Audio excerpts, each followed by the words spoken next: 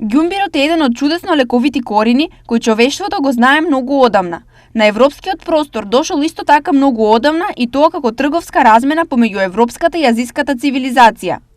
Кога точно прв пат е виден на нашиот простор е непознато, иако пред стотици години него го користеле старите грци и римјаните. Одамна. Не се сеќава. Одамна. Знаев и млад кога бев, да. Пошто се одам стално на пазар и знам. Одамна? Не.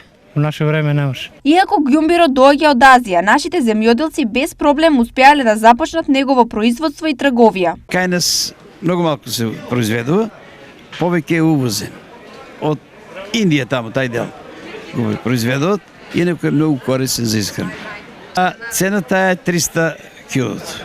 Овој производ сам по себе е многу специфичен, по тука и специфичната, односно за нашиот стандард висока цена, па не секој може да си го дозволи.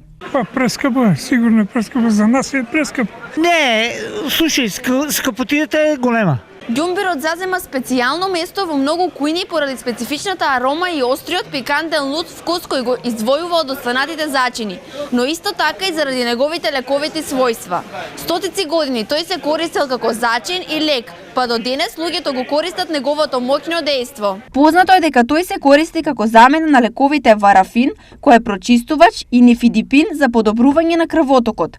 Доколку го потребуваме ѓумбирот во разумни количини, тој е корисен, но неговата прекумерна употреба е штетна. Денес студениот пазарен ден во Штип на потрошуваците им ги испорача следниве цени: прас 300 денари за сноп и 30 денари за парче, јаболко 35 денари за килограм, граф 130 денари за килограм, марула 25 денари за парче, зелка 30 денари за парче, доматот 100 денари за килограм, банана 60, кромит 30, компир 35 денари за килограм и костени 180 денари за килограм.